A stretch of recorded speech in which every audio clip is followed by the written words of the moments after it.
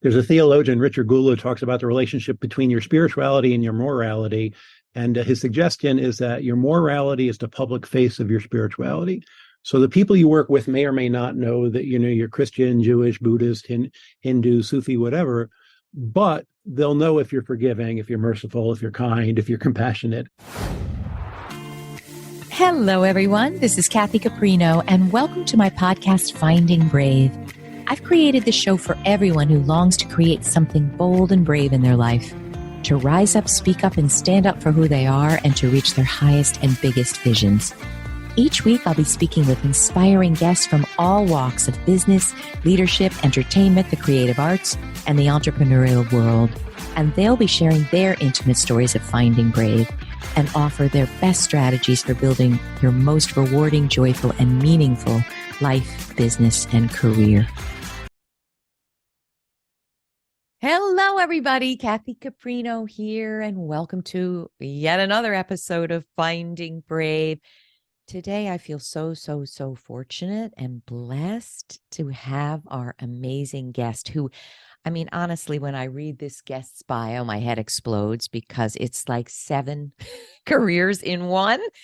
But you've amalgamated, or well, that's not the word, you've fused it all up to be just so powerful and helpful. Joseph Holt, thank you for taking the time. I so appreciate it. Thank you, Kathy. I feel fortunate and blessed to be with you and your listeners. Thank you so much. All right, people, I want to tell you a little bit about what we're talking about. The title of this is Spirituality, Faith, and Creating Deeper Meaning in Your Work and Your Life. And before we even go 1 second more, and I'm going to tell you all about Joe, we were talking earlier, when we talk about in your work, in your career, all of it bleeds into your personal life. So hear this any way that it is helpful to you. I think it's a foregone conclusion that all of us want meaning and purpose in our life, in our daily work, in our family life, in our church or temple life, wherever we are. I think we want meaning and purpose and feeling alive. So that's where we're coming from. We have a little bit of a lens of fusing that with your work, but take this as it's meaningful to you. And let me tell you about Joe. Joe Holt is a former Jesuit priest and professor at the University of Notre Dame's Mendoza College of Business, where he teaches spirituality, ethics, gender equity, and negotiations courses. Isn't that incredible? He studied the challenges and possibilities of living out one's core values and beliefs in the workplace while earning graduate degrees in philosophy, theology, scripture, and law. Wow. Then, to gain deeper insight into those challenges and possibilities firsthand, he worked as a stockbroker and corporate attorney. Holy crow. He gives talks and workshops on ethics, spirituality, leadership, gender equity, and negotiations, and encourages his students and others to stay true to their values and beliefs that define them morally and spiritually.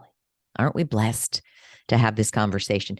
So the challenge for me will be making this 30 minutes. I'd like it to be 300 hours and take every one of your courses. But you did something pretty amazing, Joe, right before this, which was it came to you kind of fully baked 7 recommended practices for being your spiritual best self at work. Can we just start there? Well, wait, no, I want to have an overarching theme that you wrote here. I always ask my guests, give me a brief description of what you want to talk about. And this is what you said, Joe. There's a lot of emphasis these days on finding meaning in our work. For people who are spiritual or religious or both, the richest source of meaning is our faith. We will be more motivated and fulfilled in our work if we can see it as a way to live out our faith values and beliefs. So this is where I want to aim. I have told Joe I'm not a religious person.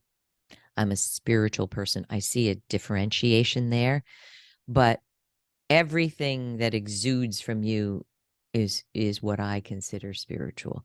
So can you tell us a little about what you've seen over all of these careers and helping so many students and working with so many professionals? let's start here. What is the biggest thing holding people back from fusing? And I didn't prep you on this. Of course, this is not a question we talked about. From really fusing their beliefs and their values into what they do. What holds people back from that? So thank you, and thanks for the very gracious introduction. For what it's worth, you can see in the back left corner over there, there's a diploma on the wall. The only thing I've ever framed is professional bartender school. So qualified. I bet you learned more doing that than about anything put together. Wow. Yes, and also heard more confessions that doing that. The real ones, not the veneered ones. I love it.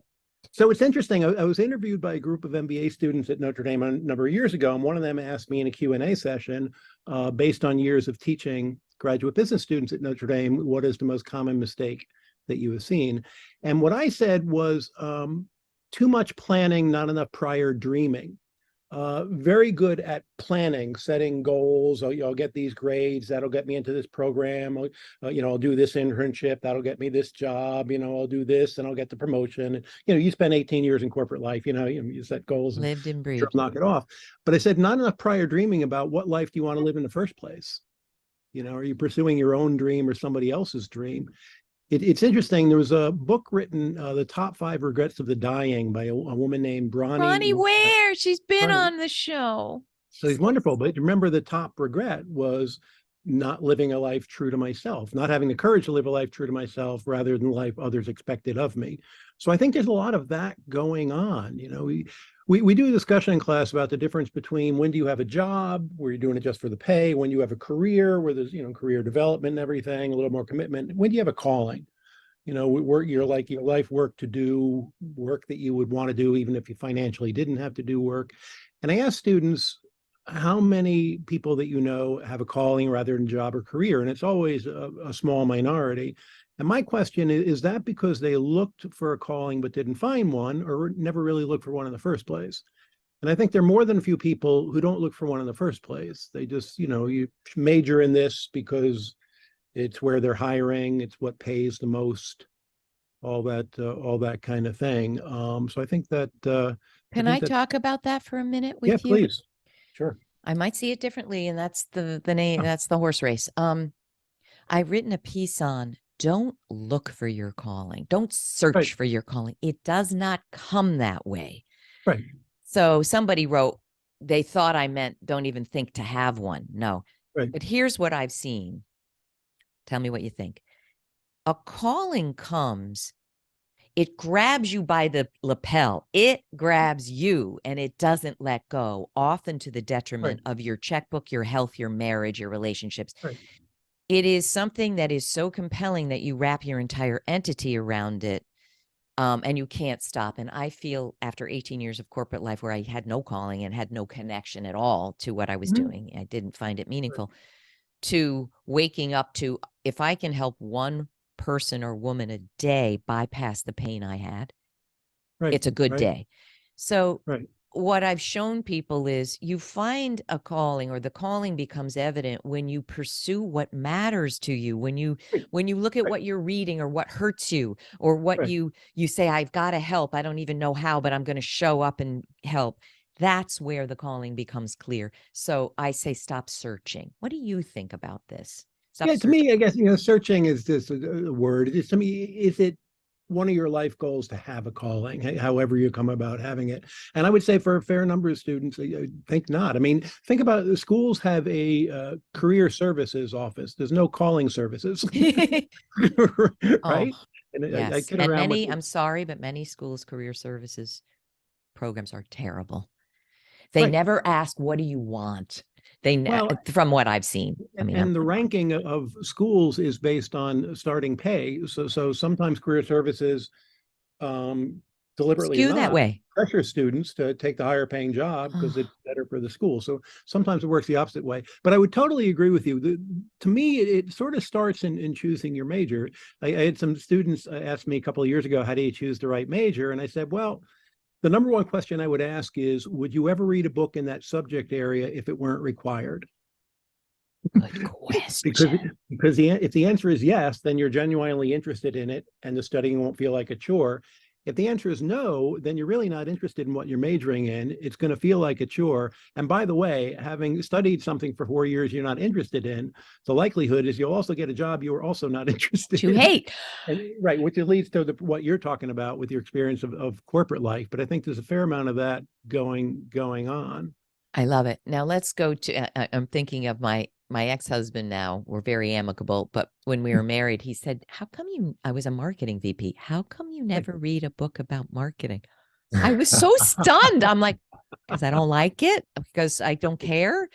Interesting. Right. But although Right. I do a ton of marketing and love it now, but I love it because it's a means to an end. It's a means to share my Well, you're not programs. you were marketing like science before, right? Yeah. And all that stuff. And, Right. programs that nobody Right. cared. All right. Art I do wasn't want, into. that's it. I do want to say this too before we get into your recommended practices. I need to hit this home. I work with mid to high level professional women. Mhm. I would be a millionaire if I had $1 for every person that has told me I pursued this line because my parents blip. My Right. parents told me they Right. won't pay for college unless I'm an Right. engineer. My Right. parents told me the only secure, safe route is accounting. My parents said this. So the challenge with even asking yourself the question, what book would I read? Would I read a book in engineering the problem is, as a young person, we are not yet differentiated from our parents. Right. We're not.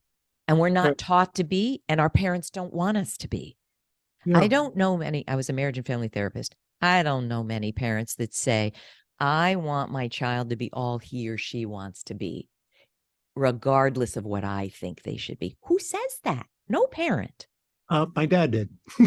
Well, Well, he didn't put it in those words, but he was driving me to the airport once when I was in uh, fall of my senior year of high school, and he was going to be paying for college and everything. And I said, Dad, you never talked to me about what I'm going to major in. He said, Well, son, I've raised you to make good decisions, and I just feel like I'm placing a bet on a winning horse. You just follow your best instincts. That's exactly what he I said. I remember literally got to a this day. chill. What was his background? Can I just hear for He half a was a second? first generation Irish Catholic kid from the Bronx. All four of my grandparents came over penniless from Ireland.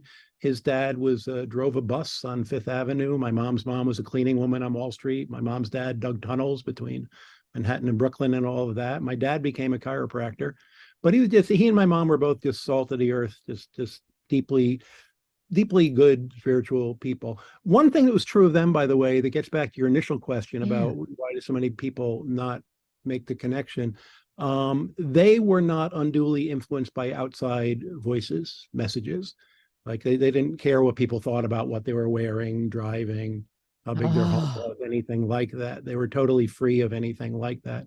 We're saying a lot of us are unduly influenced by outside messages, many of which are not helpful so interesting. um, You and at I all. talked for a minute privately about Lorna Byrne, who is, international best-selling author who Right. believes she sees angels. I've done a retreat with her and I believe her. And she's dyslexic and illiterate. She says it. And you wonder how you can write 5 international best-selling books because they're given to her. She Right. dictates into a computer. But Right. you and I talked about this. I believe this and I've seen it. She spent a lot of time alone in the woods, in nature, not the woods, nature, because she was Mhm. considered in that time retarded. Mhm. Right. And so, she didn't have what I'm going to call the tainting of information that sways us. She Right. just experienced nature and God in her way. And didn't Right. you share with me that some of the most spiritual people you've ever met, um, I forget how you said it, but in some ways, maybe weren't highly educated or didn't have a lot of training that shaped them. Tell me how you Well, I said it. like for me as a Christian, it's interesting to reflect on who Jesus chose for his inner circle. Yeah. And he chose, because there were scholars, there were wealthy and powerful and connected people. Didn't choose not only not all of it, he didn't choose any of them. chose, fishermen, tax collectors, why? The simple, uneducated people, and why they were open to it being given to them, that That's they it. were receptive. You talk about the voices. It reminds me of George Bernard Shaw, the Irish playwright, wrote a play on Saint Joan, based on Saint Joan Yeah. of Arc, who heard voices from Wow. God, and the king at one point calls her before him and says, "I'm the king. You're a peasant girl. Why is God Why talking to would you?" you hear it and I don't? Yeah. Right. And her answer was, God does speak to you, but you don't go out into the fields at night and lay in the back and look at the stars and listen. How That is basically the beautiful. message. You're just kind of so full of yourself already that there's no room in it for anything else. And that Yeah. is number 7 of your 7 practices, which we're going to Yeah. get to. I couldn't agree Right. more. So let's go through each one, Joe, and let's see if this is helpful. So number 1 is set yourself up for spiritual success. Tell us what Yeah. this means. Well, I think based on my experience with teaching and just friends in general, a lot of people, when they're choosing what to do for work in the first place, are more concerned to set themselves up for financial success rather than spiritual success. I do an experiment in class where I say, if you heard that so-and-so graduated from our MBA program last year and got a really good job, in U.S. culture, what would you take that to mean? What do you think the typical answer would be? Money and security. Right. Yeah, money and security, even lesser so than it used to be, but Money. money and prestigious firm. Got it. Like you're proud to say who you're working for. And my response is those things are fine. Money and prestige and security are all fine. But do you know somebody who's got a high paying job with a prestigious firm Who and a hates secure it? position for whom it's not a good job? Did they say yes? Absolutely. So then we get into, well, what else goes into having a truly good job for you? And, does it fulfill you? Do you like who you're working with, and do you trust them? Are they concerned to develop you? Can you have the work and the rest of life balance that you want to have there? There are lots of things like, do you feel you're making a positive difference? That's it. There are lots of things like that. So it's like, so the money and prestige, that's fine so far as it goes, but you got to think more about those other things. So when it comes to choosing work, am I choosing the work that's going to most engage and fulfill me, or the work that's going to most impress others? Am I choosing the work that's going to be richest in meaning for me, or the work that's going to pay the most? Oh, You know, Joe. and So and when simple. and when But you, and in terms of what company I do that work in, is this a place that's going to make it easier for me to follow my best moral and spiritual instincts, or it's going to make it harder for me to be my spiritual best self? I adore it. Let me ask so I have a feeling that your 7 practices dovetail well with my 7 damaging power gaps. They're the opposite. Wonderful. Isn't that interesting? And you said that 7 is a biblical, tell us what 7 is. Biblical number for completeness. Yeah, there's 7 days of creation. In Catholic world, there's 7 sacraments. There are 7 deadly sins. There was an eighth, and they condensed that into Isn't 7. that crazy? I mean, So, crazy so how yeah. 7 poured out of you, 7 poured out of me. But I want to say this, and I'm really interested. If you don't agree, push back. Young people, I've worked with a lot of them. My kids are 25, 28, talked a lot about careers. A lot of people say, I don't have the answer to your questions about what's going to fulfill me. Right. And so I point to, what are your natural, I don't say this, but God-given talents? What Mhm. comes easy to you? And I will ask the question, do you want a job or a career that is a skill that you have, but it's hard to do and you don't enjoy it? Or do you Mhm. want to leverage what comes so easily to you? So for me, it was singing, speaking, reading, writing, interviewing, psychology. I was Mhm. those things at 16. Oh, wow. So I think when people, I don't know the answer, what's going to make me happy? What Yeah. do I like? Look at what you love to do now. Right. And I talk about, the 20 facts of you. Look at the things you've been most proud of in your whole life. And that could be walking an elderly person across the street who was scared to do it. I don't mean you had to win an award. And then Right. break down, what are the skills and talents that let you do that thing. Oh, great question. So what do you do when people say, I don't know, I don't really even know what I like? The first thing I do when I hear that is say hallelujah, because the students who concern me aren't the ones who don't know what they want to do. The students who concern me are the ones who I have act to as be a certain. doctor. Well, they're certain that they know what they want to do, but they haven't really thought about all the options. And it's just and they're really not. They're being driven from without instead of from within. To not know what you want to do is an honest starting point. And I think, and I think, God can work with that like really easily. I often share with them a great quote you probably heard from the German poet Rainer Maria Rilke. He Yeah. wrote a collection of letters to a young poet, a young poet he was mentoring, didn't know what he wanted to do and everything. And his advice was be patient toward everything unresolved in your heart and learn to love the questions themselves. And gradually you might live your way into the answers. So questions in your heart are like warning lights on a dashboard. They're telling you there's something here you need to look at, pay attention to. That's a good thing. It's beautiful. I Would you think repeat that's that a again? beautiful thing. Repeat that statement. Repeat it. Have patience toward everything unresolved in your heart and learn to love the questions themselves. The questions are your friend. The questions are an ally. They're going to lead you to the place where you need to be. You bring Um, up another amazing point. I see people who are in pain in their career. They want yeah, to leap to something yeah, instantly. I got to get another job. I got to change my career. I got to start yeah, my bit. Slow down, slow right. down. But we're in pain and we want it fixed. Right. Yeah, I've always said that to me, because I've made a lot of different decisions in life, and I started out as a gym teacher, and then Jesuit, and a stockbroker, and a corporate attorney, and bartender, and whatever. Gosh, To me, life has always seemed like this treasure hunt, where at every step you get a clue that tells you how to get to the next step, but not to the end. And a lot of happiness is learning to be at peace with. I don't know what's around. Like, think about like following a trail into a deep dark forest. You can only see so far ahead, and there's no way of knowing what's around the bend until you get there. So just you have to it's learn to so like accept that. it's so peaceful hearing you speak. Don't you feel Mm. that, people? Like I just want to listen to it 10 times. I love it. All right, now let's go to number 2.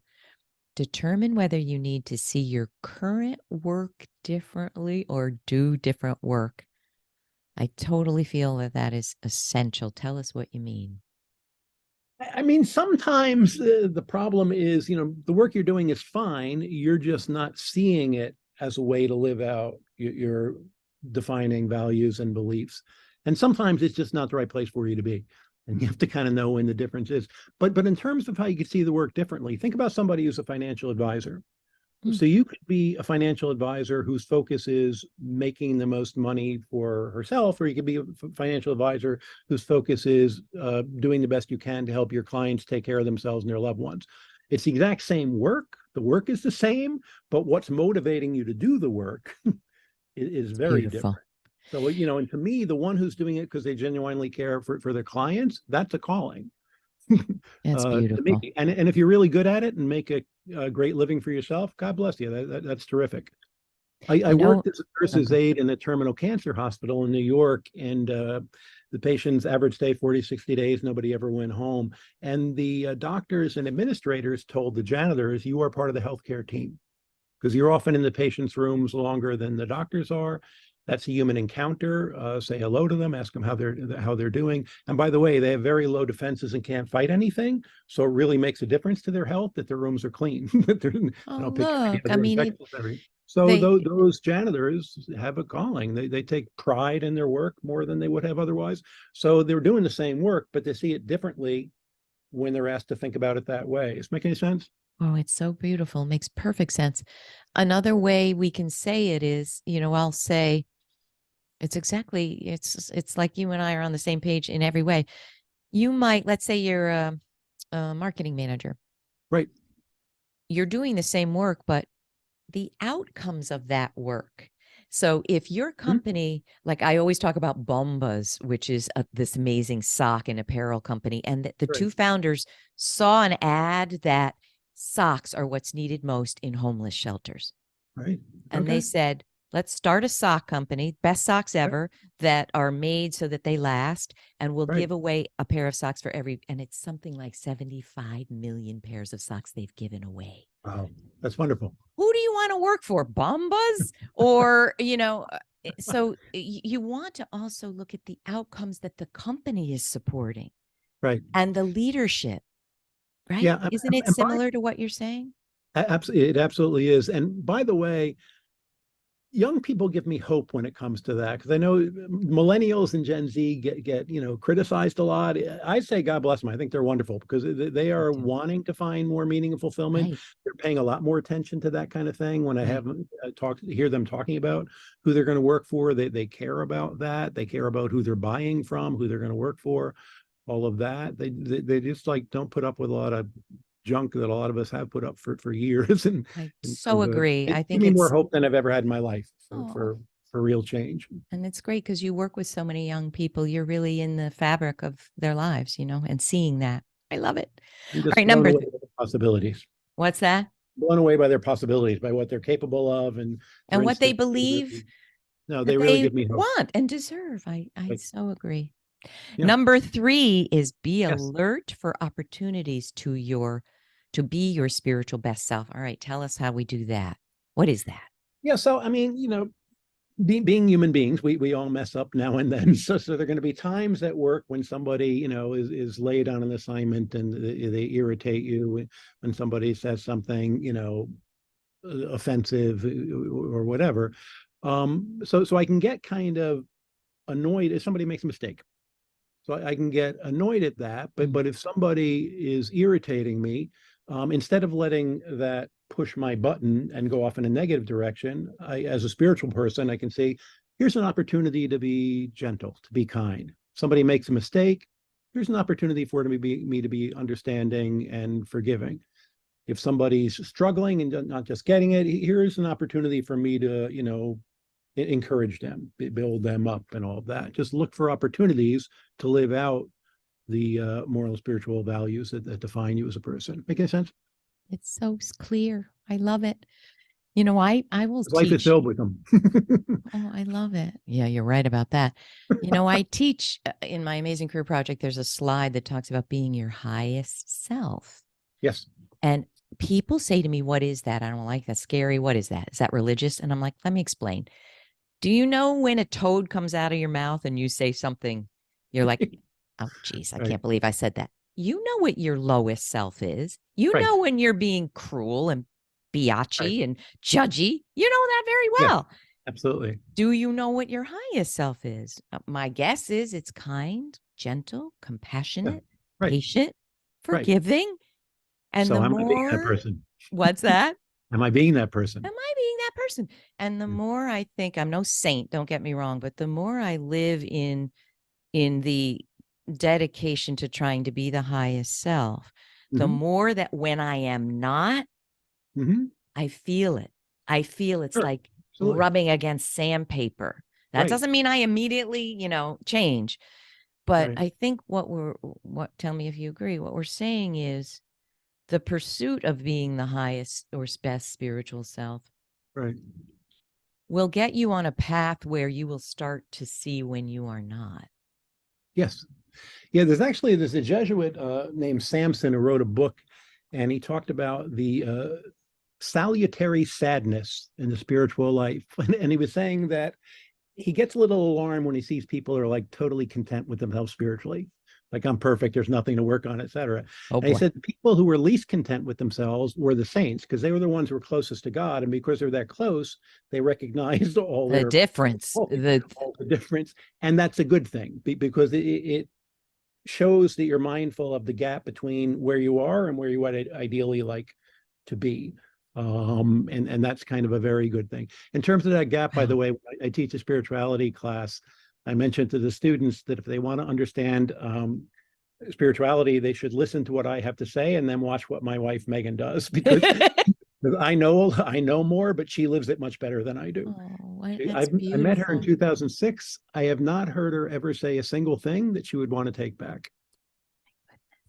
She just doesn't. And What she does just, she do for I a mean, living if she works she outside was the home? engineer. It's been caring for her ailing elderly mother for a few years now. So earning her wings all over. But she's just kind of just the eye at the center of the storm, and calm and loving and patient and Wow. joyful. And yeah, so Very she's a much better inspiring. person than I am, spiritually and Oh, otherwise. that's But beautiful. that's good. It encourages me to be better. So, but I That's it. recognize the gap between That's beautiful. between the two of us. Oh, what a kind thing to say about your wife. That's beautiful. All right. Number 4 is choose your, we're saying work friends wisely, but I think we mean everybody in Friends your in general. sphere. Tell us Yeah, I think, what's unwise. the best friends we have in life encourage us to be our best selves, make it easier to be our best selves. But if we surround ourselves at work or anywhere by people who have different values, different priorities than we do, makes it harder to be yourself. Go back to like a financial advisor. Helene Naftali is my UBS financial advisor. Took incredibly good care of my parents who were intelligent but financially unsophisticated, and just she cared for them the way that I would have cared for them if I knew finance. Which I don't. And now Megan and I use her as our advisor. But she's a deep Catholic. She's a deeply spiritual person as well, and just really cares about her clients and everything. So if she spent all of her time at work around other financial advisors who only cared about how much money they were making, that would make it hard for her to be her best self all the time. That it would just just not be the right kind of setting. I did a brief stint as a stockbroker, and it was before How was that I that? did a Jesuit seminary and priest. Well, as a Jesuit, I was surrounded by people who were devoting themselves to serving God and the people of God, and who all prayed daily and went to services all the time, all that kind of thing. As a stockbroker, surrounded by, there's some very good people who are stockbrokers, but most of the ones I was surrounded with were not terribly good. So it would have been harder for me to be my Really best good. spiritual self in that setting. If those are my friends who I'm spending my work day with, I'll go out for drinks with after work, who I'm seeing on the weekend, all that kind of thing. Harder. I So love this. encourage friends who share your values and everything, and going to encourage you to be and remain your best self. I love it. I just want to say, as a quick example of that, in my last Yeah. corporate VP job, I ran telemarketing for several Right. big products. And we were listening to a promotion of one of Mm-hmm. the products that was offering, a big sweepstakes. If, Okay. buy now and enter a sweepstakes. And I know other VPs were listening to these same promotional things. And I heard a woman say, I live in a trailer park, and that's not judging a trailer park, but I Mm-hmm. can't pay right now for electricity or water, but I'm going to sign up for this to Wow. win the sweepstakes.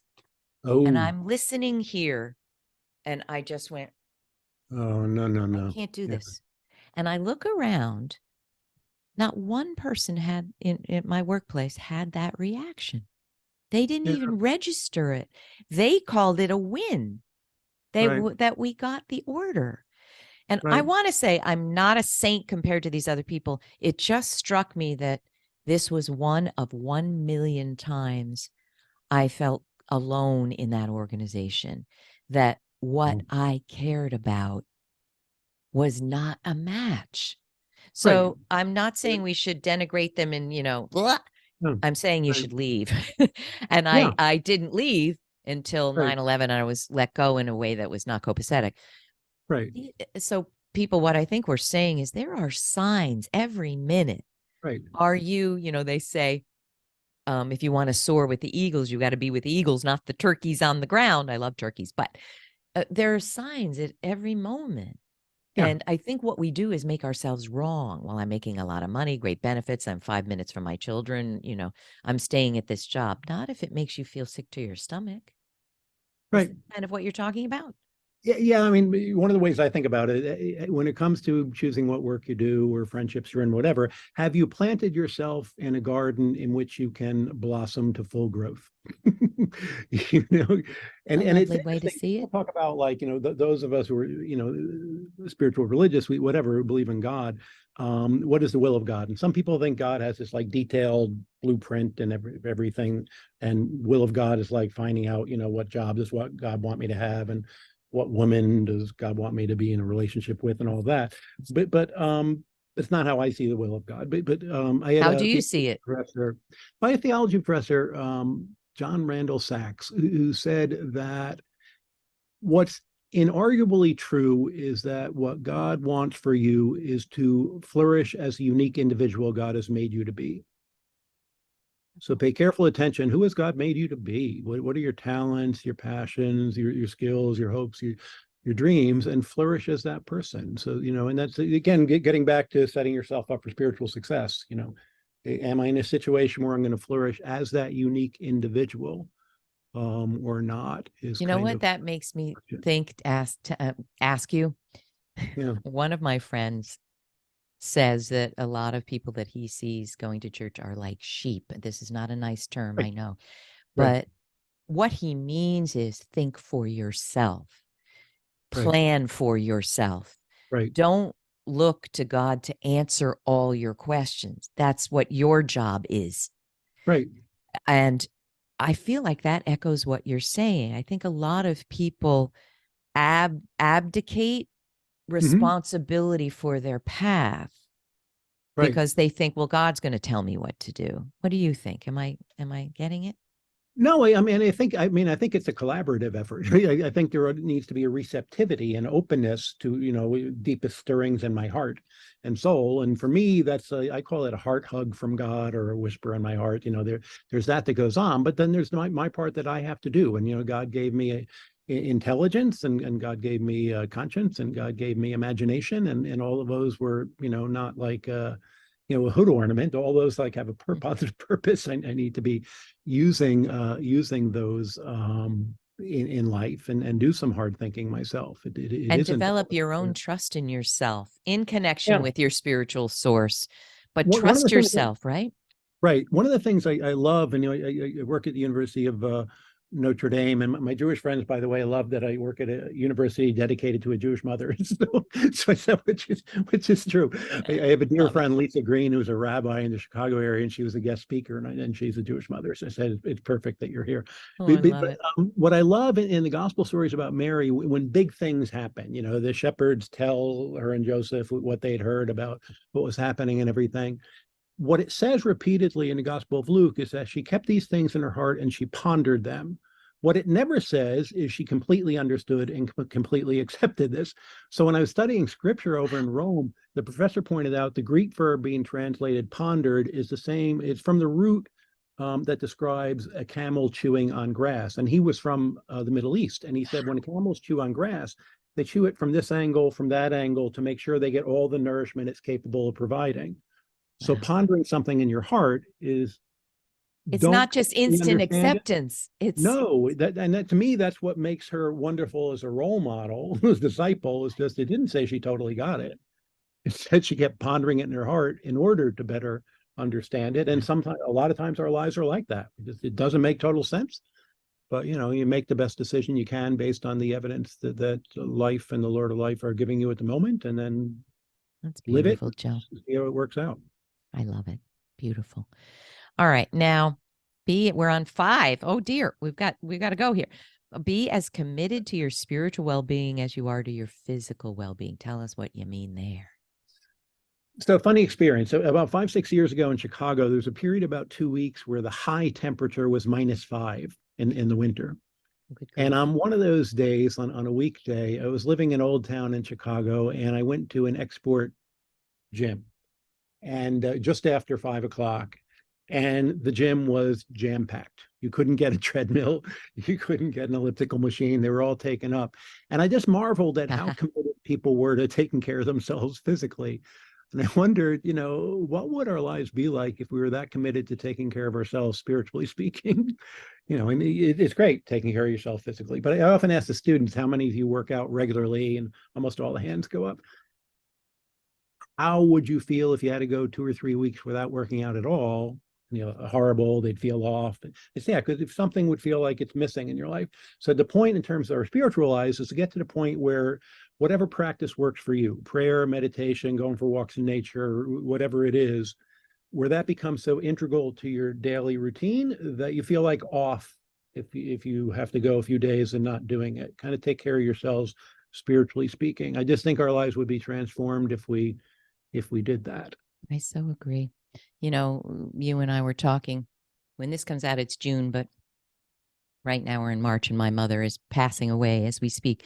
And it's made me, she's Greek Orthodox, and it's made me review again my journey, which was as a child being raised in a Greek Orthodox particular church, where Mhm. even as a young child, what was said and done did not resonate with me. And, it's confusing because at age 10, like other people would say, who do you think you are that you can judge what works? And I knew at the time that Right. it didn't. And then my whole life has been, I married a Jewish fellow. My father was Catholic, but somewhat converted from my mom. I sang in St. Patrick's Cathedral as a, Beautiful. and Yeah. then one woman in the choir for a year said, we don't cross ourselves like that because Greeks cross differently. I'm like, do you think God cares how I cross myself? I don't think he cares. But Right. I've always been on the outside of groups looking in, and that's shaped my whole perspective of life. Mhm. But why I bring it up is, and maybe this will resonate, I chucked what I was taught in traditional religious training, but Mhm. I woke up after my big crisis, getting laid off, my whole world turning upside down, and I said, I miss spirituality. I have to Mhm. find my own. And Right. my own now is an amalgam of Buddhism. There's Mhm. meditation. I don't feel well if I'm not out in nature pretty Right. much every day. Right. I really feel off. And Right. so I think that, would you agree that if you asked your students, what do you think has led you to not have a spiritual practice? My guess is 80% will say because what I was taught didn't work for me. A fair number would. It's interesting in the Catholic churches. There's a big gathering, the Second Vatican Council, and one of the things they said there, which was wise and true, is that the split between the faith that Christians profess and their daily lives accounts for a rise in atheism. So, That's it. we're humble enough to say that. There's a phenomenon they talked about when I was in Rome called practical atheism, which is theoretical atheism. Somebody thought about whether or not God exists and decided, I don't think God exists. Practical atheism Jacques Maritain is a French Catholic philosopher, came up with this term. It refers to people who profess belief in God, and they might even go to services, but the faith they profess makes no difference to how they lead their lives. So the idea is, on a practical level, you might as well be an atheist because you're not living the values. I see You know, that. I you're not a see credible people going representative. to There's church, a and lot of then that. where is the evidence that there's any spirituality? And that doesn't mean you have to Right. be on your knees praying, but where Right. was that gentleness in Right. talking to that person who's down and out? Right. Where Yeah. is any of it? There's a theologian, Richard Gula, talks about the relationship between your spirituality and your morality. And his suggestion is that your morality is the public face of your spirituality. So the people you work with may or may not know that, you're Christian, Jewish, Buddhist, Hindu, Sufi, whatever, but they'll know if you're forgiving, if you're merciful, if you're kind, if you're compassionate. And your reason for being that would be your spiritual beliefs, but they don't see that. What they see is the actions.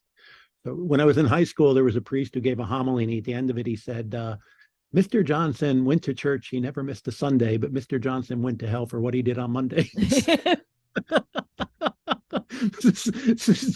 Simple little ditty, but you kind of get the Gets the point. point.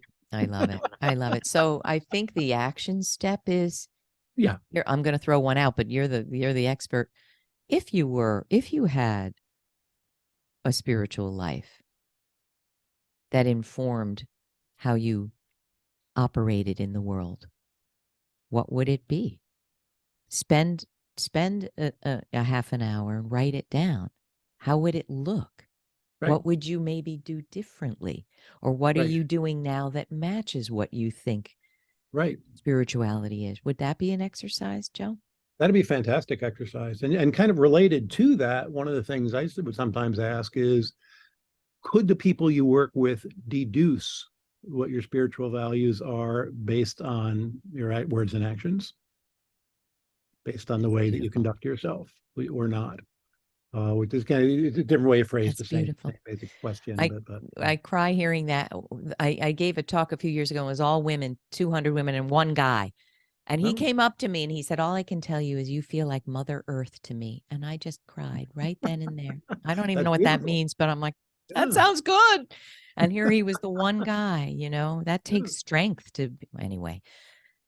I yeah, wish I were Mother Earth all the time, but when you are slightly on the right path for a day, a minute, a second, I think you can kind of feel it in your heart. I think yes. you can feel it. Love it.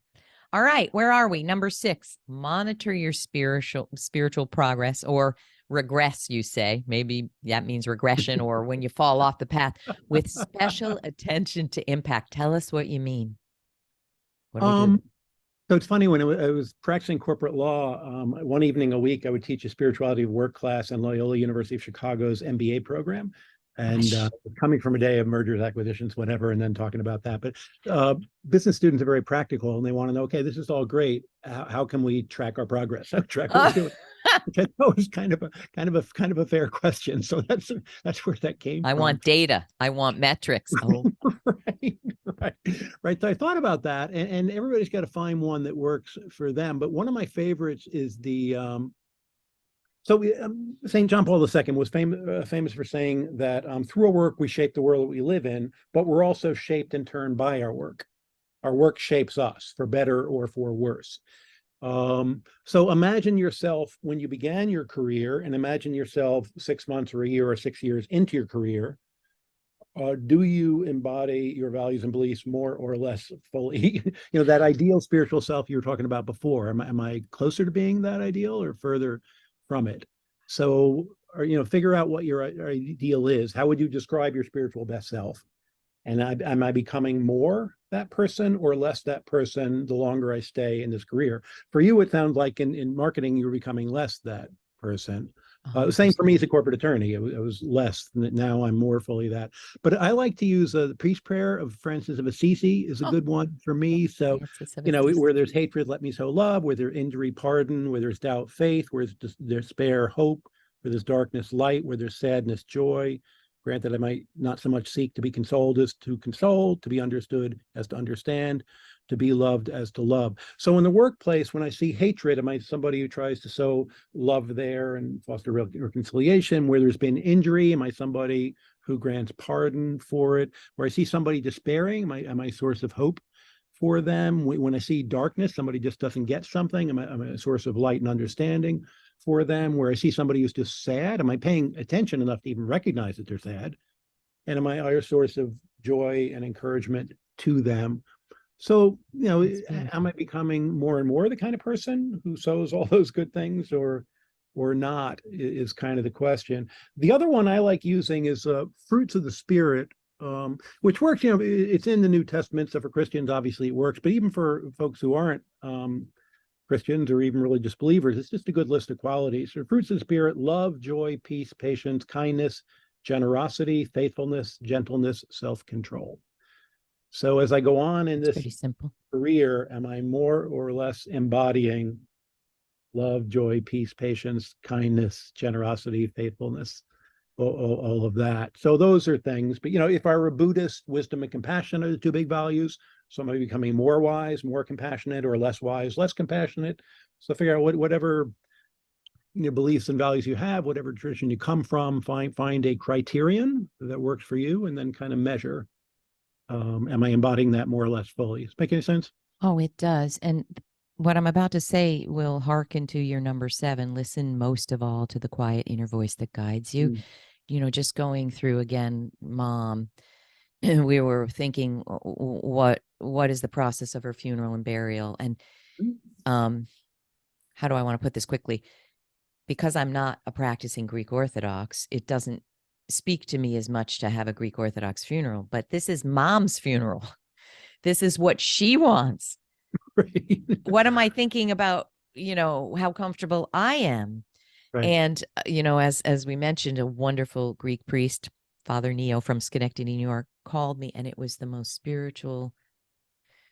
Usually when I'm talking to a Greek priest when I was young, it's very formal. I'm scared to death. This was like Right. talking to a wonderful, caring, jovial, open person who I could be myself. And after hanging up and knowing this is what we're giving mom, the sense of relief was Yeah.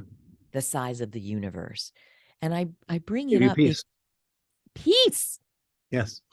And I bring it up because sometimes our human brain can't Hmm. figure it out, but my Yes. whole body figured it out. My soul figured it out. I was like, I am so at peace now. So I That's think, wonderful. isn't that beautiful? I'm so sorry your mom's in the process of dying, by the way, but I hope her final days are as peaceful as they can be and Thank you. surrounded by love and all Thank that. you And for it's a that. great Thank you sending. for that. And just by what you said, I am going to write a post, what never to say Hmm. to someone who tells you they're going through a terrible time. So I Right. just need to say there's some education that people need to hear about how Right. you should talk to someone who's just told you their mother's dying, which is just what you said. Beautiful. But what I'm talking about here is listen most. Your number 7, listen most of all to the quiet inner voice that guides you best. Yeah. Tell us about that. How can people, the people I know, don't Hmm. hear the voice? Right. They haven't, they wouldn't know it if it smacked them across the face. And I'm not putting anyone down. Right. That was me. What inner Right. voice? And you Right. sound like you're telling me to be schizophrenic, that I need to hear voices. Can Right. you tell people if they really don't know what that inner voice feels like or sounds like? How do they start to hear it? I think that the first thing that you can do is become quiet. First physically and then interiorly, become quiet, and then become receptive, kind of disposed toward hearing the voice. It's funny when you ask people whether they pray, I think the majority of people, if they say yes, mean they say prayers. But the question is, if you believe in God, does God get a word in edgewise? I mean, is it a two-way street? It's not just saying, are you listening? And even if you don't believe in God, are you listening to the deepest stirrings of your heart? Are you doing that? And that would be the quiet voice Listen inside there. Yeah, really listen and ask. attentively. I mean, do you Right. agree? I tell people start developing an intimate relationship with yourself. Yes. We typically know ourselves less than we know anyone else in our life, our children, our Right. husband, our wife. I'm Right. saying you have to ask questions and then listen. And maybe it's Right. going to be a color. I happen to see like videos of things that, I kind of have Mhm. no business knowing about you or someone I'm talking to, but if you really listen, there is information that comes. It might be Right. something in the back of your neck. It might be something you feel in Right. your body. It might be a fluttering of your heart. But I promise you, when you start to ask and then trust that something will come to you, it will. Would you agree with that? Oh, totally. And to me, that's my faith, is that God is always good, and the message always come there. But often I find we're too busy to be paying attention. It's interesting with the deadly sin of sloth. I mean, there are two versions of that, and one is like the lizard on a rock not doing anything. The other one is somebody who's being really super busy, but they're not being busy about the thing they ought to be doing in life. They're busying themselves with things that are less important. So what you're talking about is an incredibly important thing to be doing in life. And often we're spending like our time and Don't energy. I was reading something yesterday. Some survey found out the average American watches TV 3 hours a day. That's a lot of Is that the best, and I watch TV sometimes, but is that the best use of my time? And then, and I don't have 15 minutes or 20 minutes for meditation or listen or going for a walk in nature or anything like that. So to me, it's there is this quiet little inner voice that guides us at our best, and then there are these loud outside voices, messages that are often not helpful to us at all. And I think a fair number of folks that I know pay too much attention to the loud outside voices and not enough attention to the quiet inner voice. I do this experiment at the end of the ethics classes I teach at Notre Dame, where I point out that we all have times in our lives where we're troubled, where we're not at peace, we don't feel centered, we feel off, and we all have different ways of coping with that. One of the ways a lot of us cope with that, and you as a musician would appreciate this, we listen to beautiful music. So Mhm, soothing music, some, pocket bells, cannons, whatever your song is that would kind of help you feel at peace, everything's going to be okay, mhm. feel centered again, all of that. So I asked them to, and while I'm saying this, I'm playing Flo Rida has this song Good Feeling, which starts out kind of quiet, and I'm playing it at a low volume. So I asked them to think about what is a quiet song that guides you at your best, and to what extent can you play that song in your mind now, and I crank it up. And what they find is that it's a psychological phenomenon that even if you know a particular quiet song, and even if you love that song, if something else is playing loudly and persistently, it becomes difficult, if not impossible, to recall the quiet song that gives you the most peace, that guides you at your best. And the problem isn't that you don't know the song. Problem is that you don't love the song. Problem is the other one becomes the only thing you can think about. So on the seventh one, I'm saying to live well and to be your spiritual best self in the workplace and beyond, you need to periodically carve out spots in your schedule where you can listen to the quiet song, get away from the loud That's song, and listen to the amazing. quiet That is song by such a doing the best. fantastic tip. I will say, and people are going to say, oh, she's lost it. I believe I speak to an angel group. They have a name, Okay. but I can't access them well until I take 3 deep breaths down to my toes.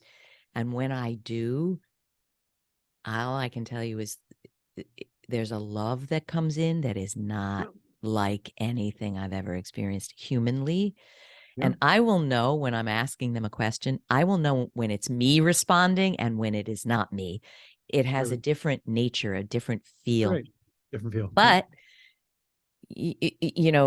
I think one thing you're bringing up is the proliferation of the internet, Yes. Twitter, Yeah. Reddit, Right. TikTok. If we're Right. laying in bed and that is what we're allowing ourselves to, don't get me wrong, I'm on LinkedIn constantly, but Mhm. if you don't carve any time to hear only yourself, you'll never hear only yourself. That's Right. my view. Would you agree? Yeah. Yeah, absolutely. So it's funny that there's a wonderful, wonderful essay, and your listeners can find it if they Google it, Solitude and Leadership by a guy named William Dereshowitz, with the American Scholar. He did it. The talk he gave at West Point on Wow. the importance of solitude to leadership. But one of the things he said is that my first thought is never my best thought. It's always somebody else's thought. It's the latest thing I've read in social media, the latest thing my favorite talking head has said. To get to my own best thought, I need to stay with it long enough to really reflect. Get back to the Mary thing, ponder it in my heart. I need to stay with it long enough Chew it like a to develop my camel. own thought.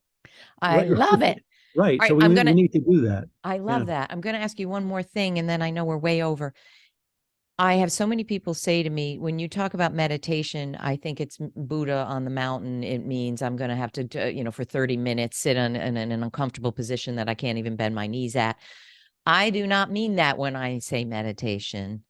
But if you have any resources that I interviewed Lodro Rinsler, who is a wonderful meditative expert, and he teaches. But if you have any great resources for beginning people that, it isn't I don't really believe, yes, yoga is amazing, but I don't believe we have to do it in a prescribed way in order to get Mhm. the benefit of feeling meditative. Do you Right. tell us in a minute what you would recommend for people who have never meditated? They don't even know what you mean when you say it. What do you suggest?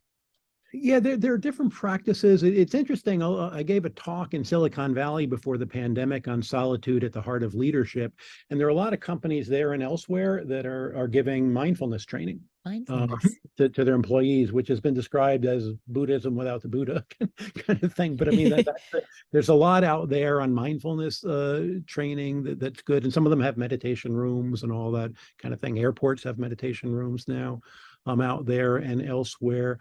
I can send you some links that would have there are Jesuit guides to meditation, contemplation, Beautiful. all of that, which Great. are quite helpful. There's some wonderful books I can recommend on that Wonderful. And we'll for post people in them in the different show traditions. notes for people who say, look, I'm ready, but I don't know where to begin. It scares me. I don't know what the heck you're talking about. I don't know what to do. We're going to give you some resources. Any Absolutely. last words, Joe? Any last words for our Yeah, listeners? you mentioned your Greek Orthodox background. There was Saint Irenaeus was a second century Greek bishop, and one of the things he said that I just love, love, love, love, love. He said, "The glory of God is the human person fully alive. The glory of God is the human person. So the way you glorify God, if you're believing God, is just be fully alive." So the question for our topic today is, to what extent am I fully alive or not? In the workplace and beyond it. Sounds like you, toward the end of your corporate marketing career, were not so fully alive. Now you're just glowingly fully alive. Oh, that's It's kind of you. amazing. The energy is wonderful. So, so am I in a situation where I'm fully alive or not? If That is not, so beautiful. how do I get there? And you make it so, so simple. I'm so grateful for your time. So where do people find you, connect with you, read about you? Where do we send them? LinkedIn would be a good place to Beautiful. go. That's a fabulous to go. I'm going to Okay. be writing some books, so that down the road that'll be there. But I'll be your first reader. Oh, thank you so much for your time. You make it so simple. Of course, it's simple, but not easy sometimes, but you break it down in a way that is so accessible. And I think it probably will make a large percentage of people listening want to embrace what we're talking about here. And I hope so. Thank you for joining.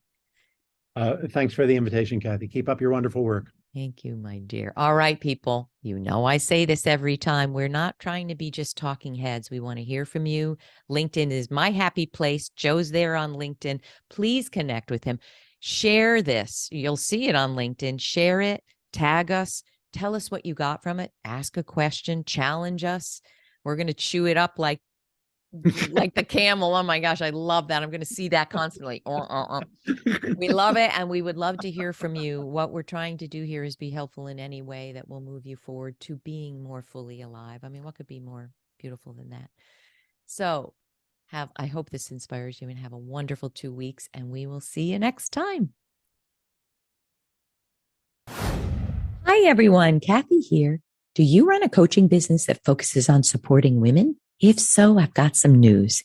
Right now, we're opening the enrollment of my coach training program called the Amazing Career Coach Certification, which is a 17-week hands-on training program that certifies female coaches in my proprietary 16-step career growth model, which is perfect for coaches who want a deeper dive into powerful, proven coaching frameworks, concepts, and skills that will help you become far more effective in working with women. And through the program, you'll get access to a powerful small business acceleration program called the Rapid Growth Academy, delivered by my friend and colleague, award-winning business growth expert, Matthew Pollard. Through Matthew's program, you'll be taught essential business and sales growth information that will help you grow your business success in the quickest way possible. In my view, there's nothing on the market like this for coaches because it targets the two critical aspects of success: how you support your clients to thrive, and just as importantly, how to grow your own business to the next level. For more information,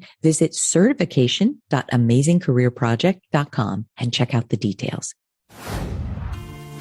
Thanks so much for joining us today. And please don't forget to check out findingbrave.org for more programs, resources, and tips. And tune in next time for your weekly dose of Finding Brave.